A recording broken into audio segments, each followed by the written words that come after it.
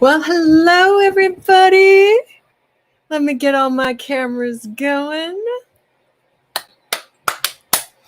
Here we are. Hello, hello, hello. I have a couple of cameras going. Just want to say hi to everybody. Thanks for showing up.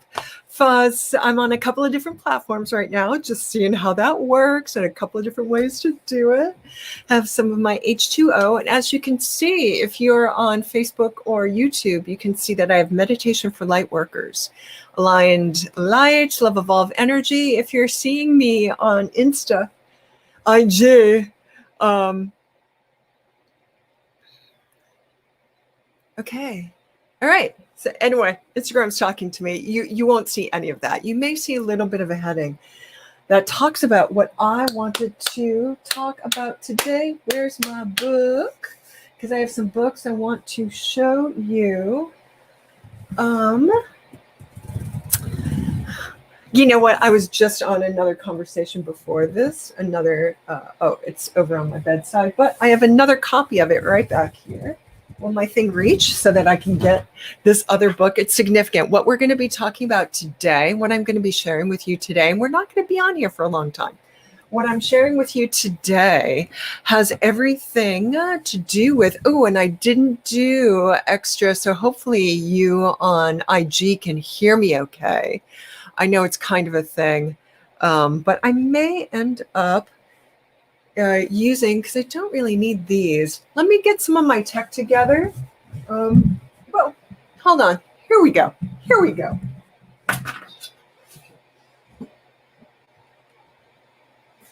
Mastering the core teachings of the Buddha. We're going to be unpacking just a little bit, not this entire tome of a book. As you can see, it's really huge. And let me see if I can get these happening on my IG. Yes.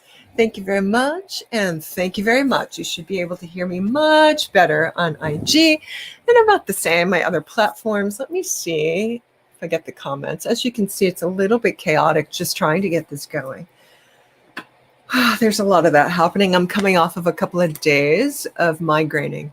And so that's always an interesting event when that's happening. But for a reason, there are some deeper issues, and I found some core stuff to work through. Anyway, let's talk about the challenges. And when I had mentioned this a couple of days ago, when I started putting little ads out for this, opening up to what I want to be sharing today, what I wanted to talk about and what I put rather cheekily just at the top of this is WTF with all these awakening processes. And what is that? So there's a lot that we can rely on. I know every new generation has their own ideas about things, and that they're the first ones to come upon what it means to be awake or awoken. And then you get a little bit older and you realize, this has happened before me. This has been happening for thousands, if not perhaps millions of years, depending on your viewpoint of those things. What I did want to unpack just a little bit now is some contexts that have been happening for a lot of my friends and coworkers here in the world of energy and light work, intuitive readings, mediumship, etc., etc. And what's commonly called Kundalini awakening. There's a distinction between Kundalini activation and Kundalini awakening. And also, if you're into pop culture, yoga, or Kundalini yoga, which is not pop culture, has long tradition, or you're simply having a lot of experiences and then trying to find something to help you through, and you have an inkling that this is not just physiological, mental, emotional, psychological. There's also a spiritual component. Could be the case for you. You may bump into what's called Kundalini awakening. So I want to unpack that a little bit. But, and our beloved Dan Ingram, this dude here, he unpacks that a little bit. His context is a little bit more the progress of insight. Progress, if you're in Canada, some of my friends are, so my words come out funny at times. The progress of insight and what happens when we come upon a certain stage in practice, that he borrows a term from Christian mysticism, which I don't know much about, so I'm not going to unpack that within that context. However, many within the contemporary Buddhist traditions will talk about this particular stage called dark night of the soul. Dark night of the soul, when it hits full force, as well as Kundalini awakening. Are they related? Where are they related? Where are they not? Yes and no. Yes and no. Yes and no. So this is where you'd have a little intro music. And then we go into the bulk of things. So take a breather. I don't think I have anybody joining me at the moment. Ooh, it's 11:11 my time. What I notice is people end up joining me a half an hour later. So really high replay watchers, you can hang out for a bit. We'll see when we get to the nitty gritty, although I do not want to be on here forever. What you will notice is that in the description, hey, Margaret, what's going on, lady? Great to see you too, Mama. Really great to see you.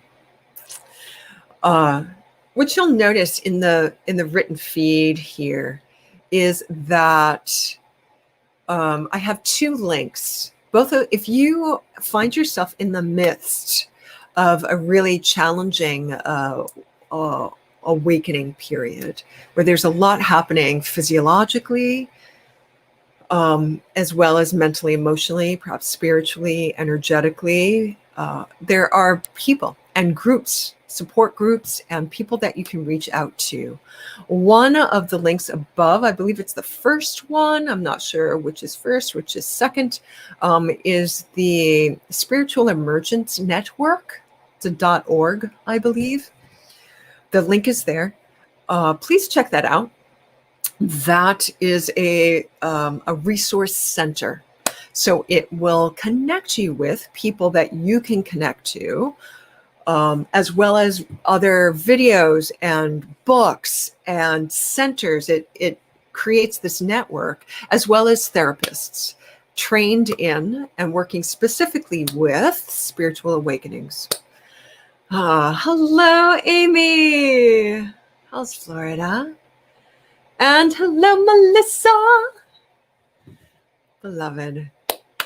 So check them out. There's probably within your state, I can't promise within your town or your county that there will be a therapist available to work with you, but there will be somebody that within your state, and typically therapists cannot work therapeutically across state lines. So they may be able to work with you via Zoom or Skype or HealthNet or some other situation that can help you through things. If you believe there's a spiritual bent to what's happening to your physiology, your biology, your psychology. Also, another link up there, Spiritual Emergence Network. Also, I don't believe the name is in it, but there's this human named Craig Holiday, as in it's a holiday. Craig Holiday. He is situated, I believe, in Boulder, Colorado. I believe he's a Coloradan. I don't know if he's still there. But he works more specifically with Kundalini and Vajrayana Buddhism, which deals with some of the magical and chakra type stuff that you may not get in a Mahayana Buddhist context.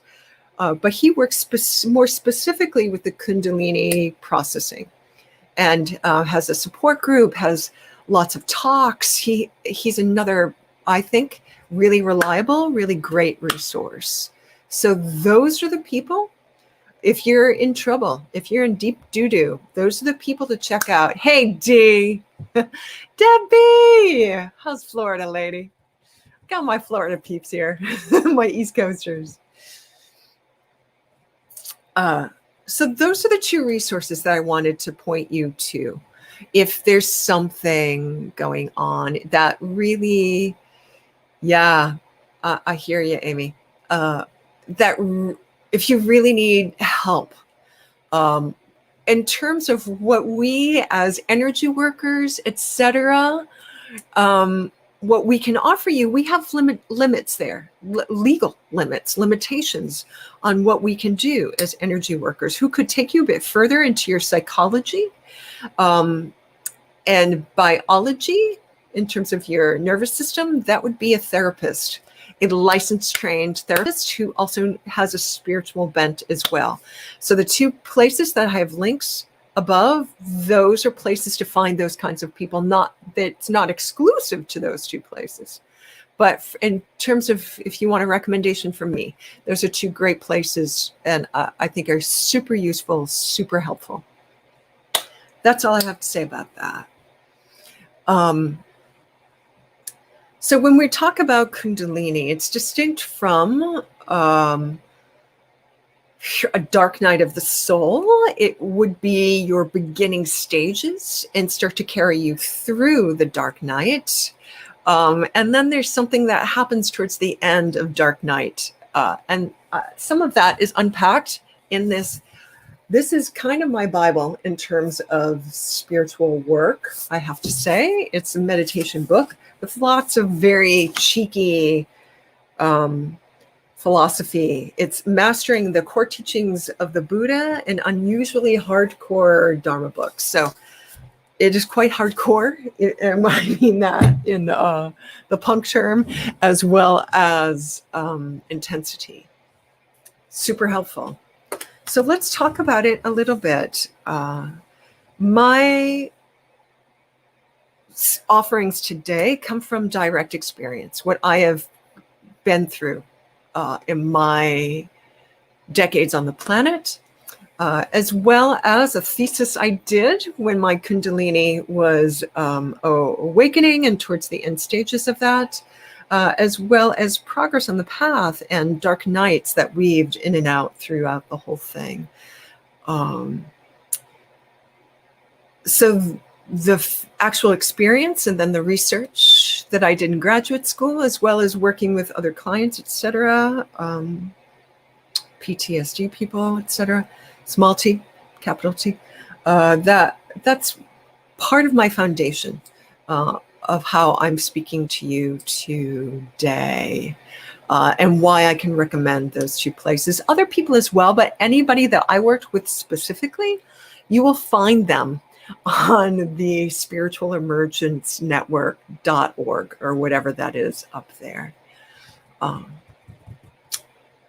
You may or may not need these things. You might, but they are helpful, and so I would like to share them. So what are we talking about when we reach into the depths of our being, consciously or unconsciously, and find ourselves in what is a Kundalini process?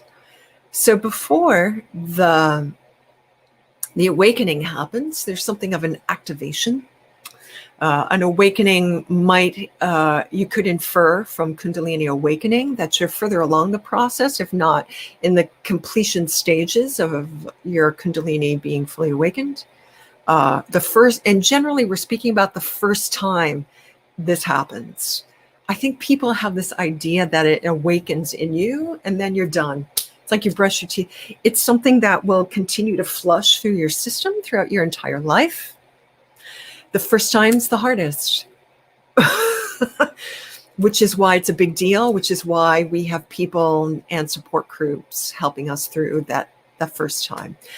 There's typically, if you're in yoga, you know about prana. There's something called a pranatan that would flush through your system, through your energy centers. It doesn't need to be your basic 7, although most people use that as their base of knowledge. You could be working with more or different chakras. It is specific to human chakra system, Kundalini is. Kundalini specific to human awakening, and you might call it an evolution. You might call it a puberty. One of my teachers describes it as very much a puberty, and has written many books about that. And that's a link I did not put up there specifically. And that man's name is Stuart Savatsky. He speaks about the Kundalini processing as he's a West Coast person, Bay Area, I believe. He could have moved, I'm not sure. As a hormonal process in the body, your endocrine system, which is not untrue if you consider your pineal gland being a gland, which means it's a hormone, part of the endocrine system. The first couple of flushes through, the prana moves through your body, maybe it's a little challenging, a little difficult, and it does a couple of washes just to prepare your Sushumna, Ida Pingala. You don't need to know these words, but the system that's associated, the streams of energy associated with the portal, the chakra portals that are activated. It typically happens from the base up to the top.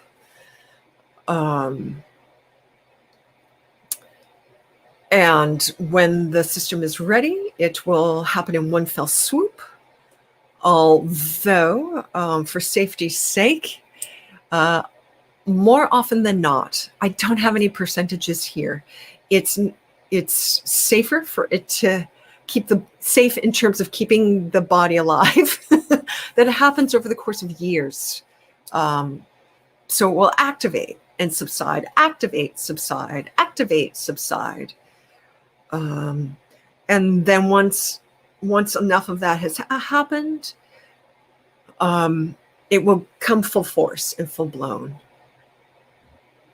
What it does, so these mini activations would be the precursor. So you have some pranaton flushes, you do a bunch of pranayam, you deal with some childhood trauma, you clear out, you start to work on your ethics, you get all your stuff, your body, things start to move. Then you're ready for some activations. Within these activations, it's clearing and strengthening the system so that you can handle the full blast of God through your system. Yeah, right. Labels are handy, but often not that helpful. So I am going to be talking about names and labels here, just because they're handy. So with these activations, you'll be clearing out a lot of deep stuff.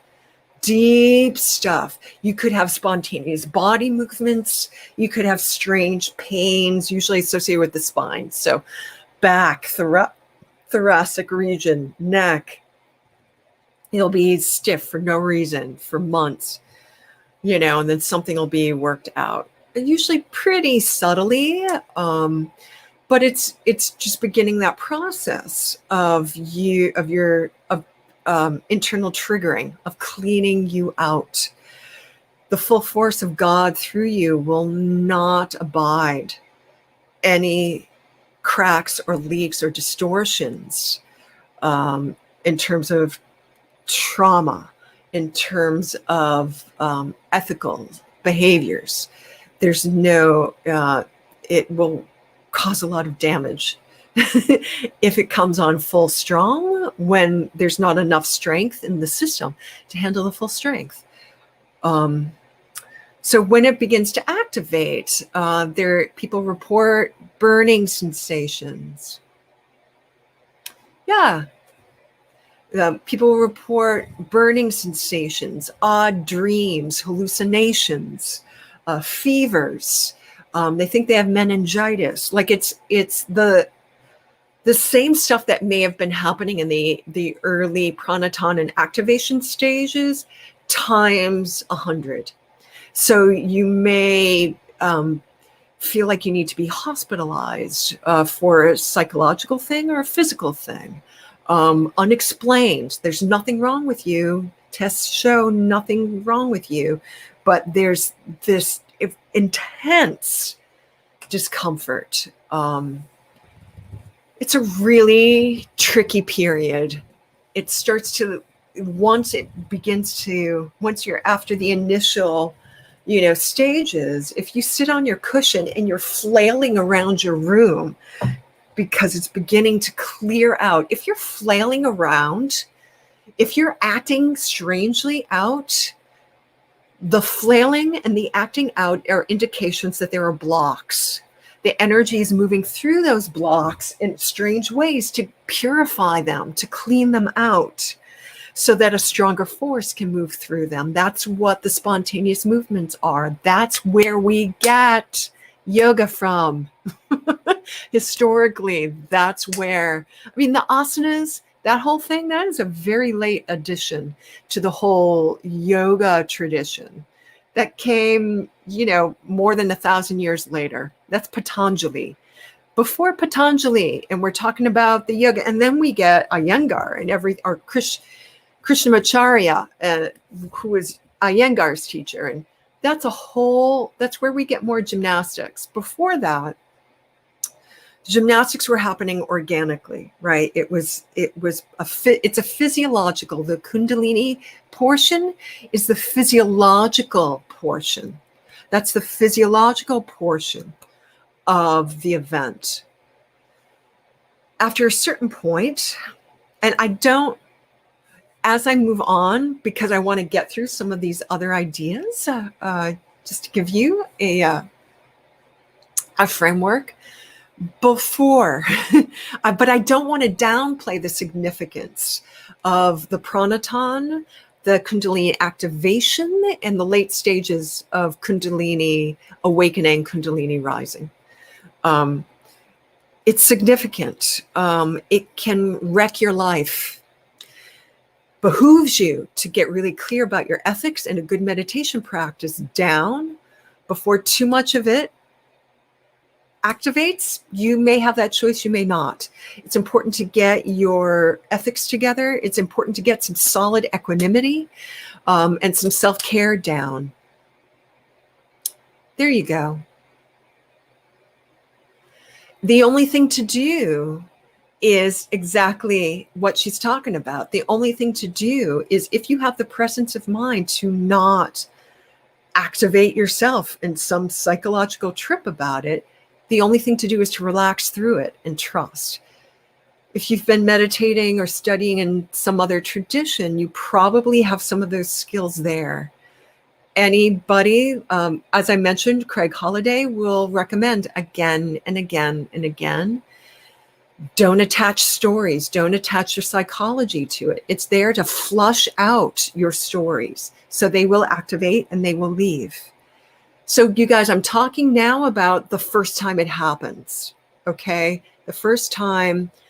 You don't want to re-traumatize yourself. You want to find somebody within those links I gave you, or somebody else that can hold your hand and help you through this. Help you through this stage so that you don't melt down, so that you have some good, solid guidance here. So I don't want to downplay that the beginning of the first time, really significant. That's what people squawk about. That's what people say is the only and every time. It's not. It'll happen again, but the beginning's important because it could make or break you. You could end up in a psychiatric hospital, which I would not recommend, some other situation could happen to you. There's a risk involved depending on your context, depending on your support system. So after a while, it goes deeper and deeper. At some point, resolve. It's important. And I learned this from Dan here. Resolve that you will make it through this with grace, relying on trusted people who can help you with grace. You will not let this bleed into your muggle life and destroy your relationships, your family, your jobs, or your health. Okay? I can't tell you. There was this book. So any old yogis here? What was that book? Was it Biography of a Yogi? I don't think that's what it was, but this guy tells about his Kundalini awakening and how he stopped eating for months on end and almost died. Like, that's, if you don't have a good support system, that's the kind of thing that could happen to you. So at a certain point, so everything I described, so what I'm talking about, the initial stages, I would say it's about a year. It's about a year of this kind of intensity. And then it's 2 years or more, maybe less, but I would say about 3 years. You know, when people say it takes you 4 years to get through high school, give or take, right? Give or take. Towards the end of that, there's stage, and then during that first year, there'll be peaks that are really easy, and you think you're done. And then 2 months later, slam, with something physical or something mental, emotional, psychological. So yeah, but you get used to it after a year, and if you have good guidance, you'll relax. And yeah, it's not going to be pleasant yet until it's done being cleaned out. It depends, you know, where you were on your path before it started. It could be quicker for you. So after a certain point, you go through despair, misery. Then you'll hit, within that first year, disgust with yourself, with everything. The 10,000 sorrows. And then towards the end of the sorrows, there'll be a stage called, in this technology here, reobservation. Again, another year plus of reobservation. Again, not fun, but it's when you really put your spiritual chops to the test. It's when you really buckle down with equanimity. Reobservation is when there's less chaos and mayhem. You're not in emergency mode, triage with yourself anymore. Maybe that's a year and a half in. I don't know. That's up to you.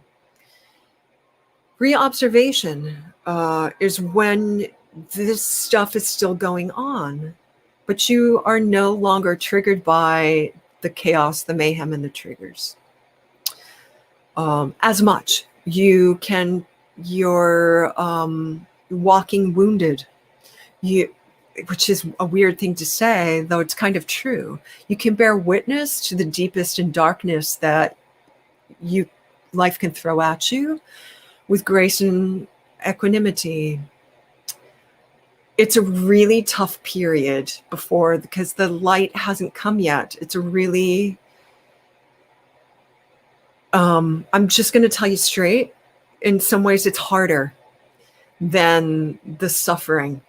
Once you stop suffering and can bear witness to the pure pain and dukkha and discomfort of it, in some ways it's worse.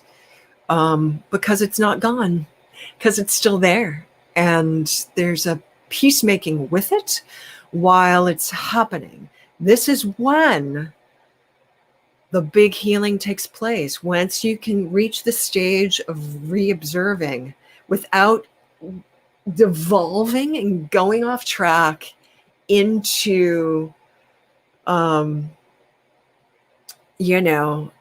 not nihilistic, Sartre, existential, I want to kill myself, because that's the trap there of doing that in reobservation. There's also the risk of you saying, fuck this shit, get me out of here, rolling up your mat and abandoning the path as if you can. Abandoning the path. Those are the risks in reobservation. And I say this because I did that. I did that. I said, this shit, I am not doing this. The only thing that will happen is that eventually you'll return to that place until it runs its course, and there's solution, absolution, and resolution. There's no spiritual bypassing. It's not possible during that stage. It's hard because there's a lot to stay with, uncomfortable truths. You need really strong practice. And if you can't strongly practice, you need really strong practitioners around you, people who have been through it, a great therapist, a great yoga teacher who has been through it and is not going to pshaw it away. It's really important, because once you make it through this, whether it's a year or more, you start to move into what I would call peacefulness. Enough has resolved. If you're thinking in terms of Kundalini, it has finished the activation stage of plowing through everything. It has settled up here and begin to trickle down the nectar. That's the peaceful stage of equanimity, where it's kind of the risk there is to think you're a guru, to think you're completely enlightened, to think that you'd never have to go through that again. Maybe not in that way, because the bliss is so good. The peace feels like bliss. The peace is so good. You never want to leave. The trap, third thing in that stage, is a trap, because you just don't want to leave that blissful equanimity. I'm here to tell you that's probably year two or three. Equanimity, peace, equanimity. Your baseline of equanimity and peace raises because you've been through hell and back. It raises, and you're still alive. It raises. You've cleared up. So, because you didn't clear it up, the Kundalini, which is an aspect of self, it's not some foreign entity invading you. It's you. It's you in a particular forceful God essence. You. You're more integrated. You're more aligned. Then, after about 3 years, then the real stages of awakening can happen.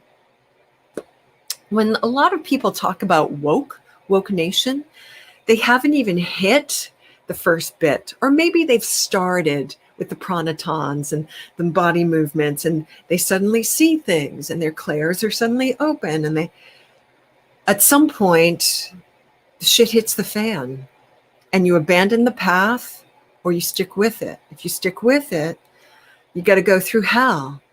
That's Kundalini awakening, dark night of the soul, which I described, the misery, the disgust, the reobservation. You just have to keep going through. You keep going through, and then you move into a kind of peacefulness, and the peaceful goes deeper and deeper and deeper and deeper.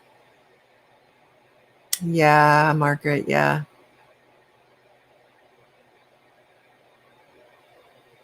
Yeah. And then you go deeper, and then you hit a stage of peaceful equanimity, and then those deepen and deepen. And that's a whole other conversation that we're not getting into here.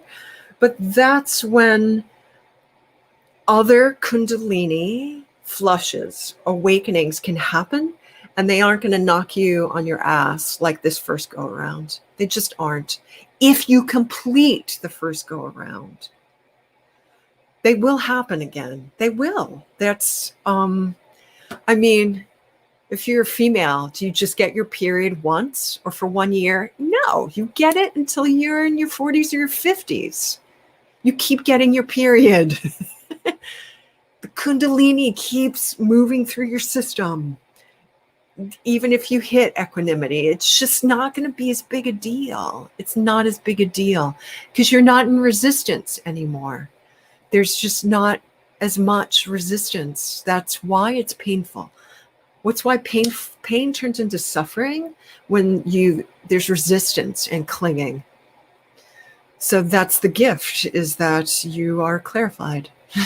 And so when it happens again, there'll be rough periods for sure. If you're working on something specific, is it going to flatten you? Is it going to make you, break up your family and your relationship and, quit your job?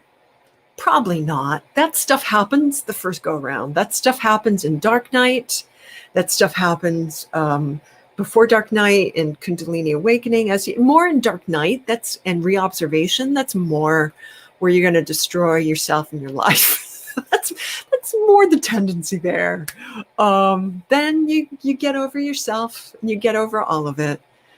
That sounds so like I'm making it lower. It's not. It's pretty significant. And then other stuff, right? It's not that, perhaps suicidal ideation won't arise again in you. It might. Is it going to have the same effect? Are you going to be able to handle it well? You'll be able to handle it well. You'll realize that some undigested bit of your psychology that's really deep and dark still in there. And we can still power through it. It's not, it won't kill you. Whereas, during those tricky stages of awakening, maybe if you believe it, it might. Maybe. It's not for sure. Maybe. It's a maybe. Well, so many things could happen, and I haven't unpacked all of them. There's so many books about it. You guys I've only listed 2 resources. There's hundreds. I was going to say dozens, hundreds, maybe 1,000, maybe thousands of different resources on people's experiences. I'm here to offer you some normalcy of it, a little bit of a map that I am familiar with, and some, you got this. This happens. Things will happen, and you will be able to survive it. Your energy system was designed to survive this. So that's all I really have. If there are any questions, I can answer them now. Hopefully this was interesting enough. So many of you here relate to this. You would have to have a private session with, me or Craig or somebody else who works with this kind of stuff to really assess what your situation is. Where are you on this path? And there's no wrong answer. There's no right answer. There's just some guesses. What's more important is you address your immediacy with the best tools possible.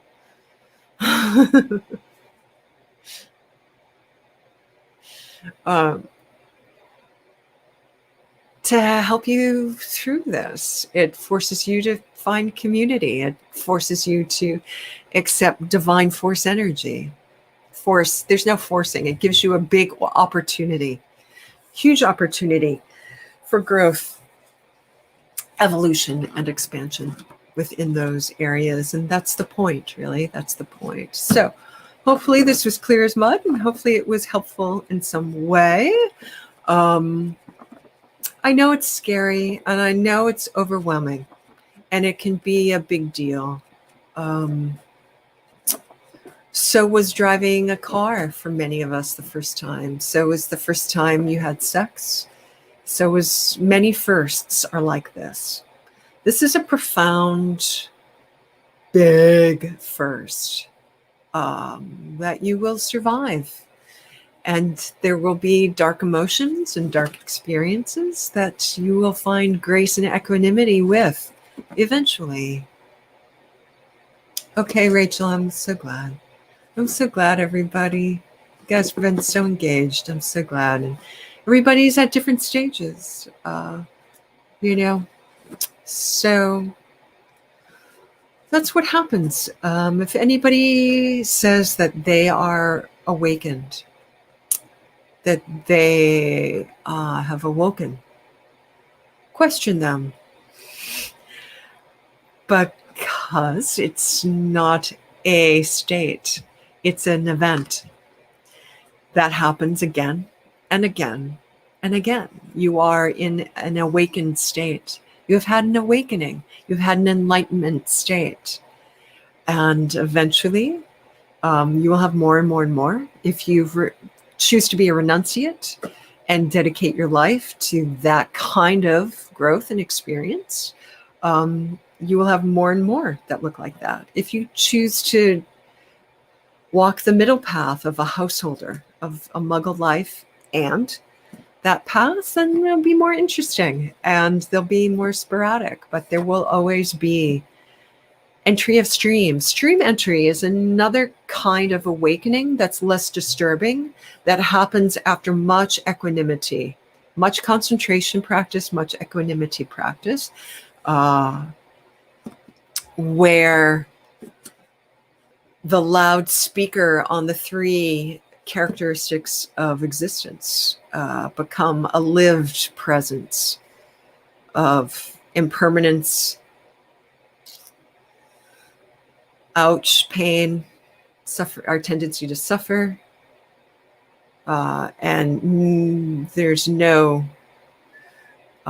real consistent sense of self. So those can be trippier in their own right, and that's another rite of passage that has more of a psychological than physiological experience, like the Dark Night.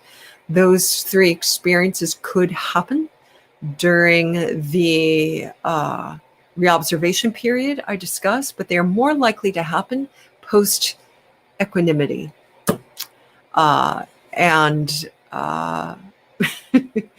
They are disorienting and life-changing and life-altering. However, they will not kill you. They could send you into existential angst,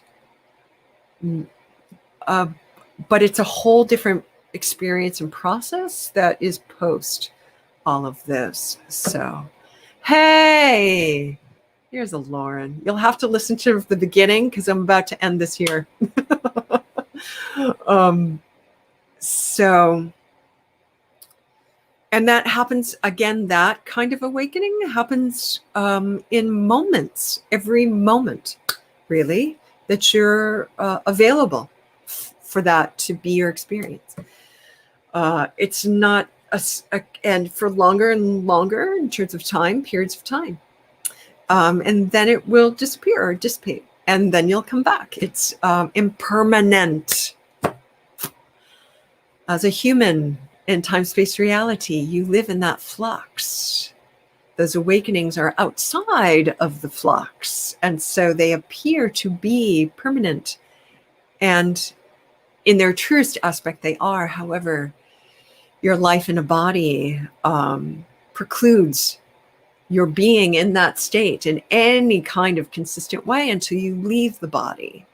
In the body, it's touched upon again and again and again, and that's its own purification and cleansing process, which I'm in the process of, with its own challenges and dramas. So that's my view. Take it or leave it. Take it or leave it, peeps. Take it or leave it. That's my view. All right. I have my own life stuff to deal with right now. Got a lot of big stuff. The dismantling continues for me. The dismantling continues. And so it is. And so it is. All right. I love you all so much. Thank you. Please comment if you like. Please use those resources above. And I'll catch you next week. All right. Mwah. So much love to you. I'm going to, how do I close it here? I do that. All right. Bye, guys. So much love. Mwah. Thank you, too. Oh, I need to do this. I don't even know which device I'm on. All right. Love and thank you.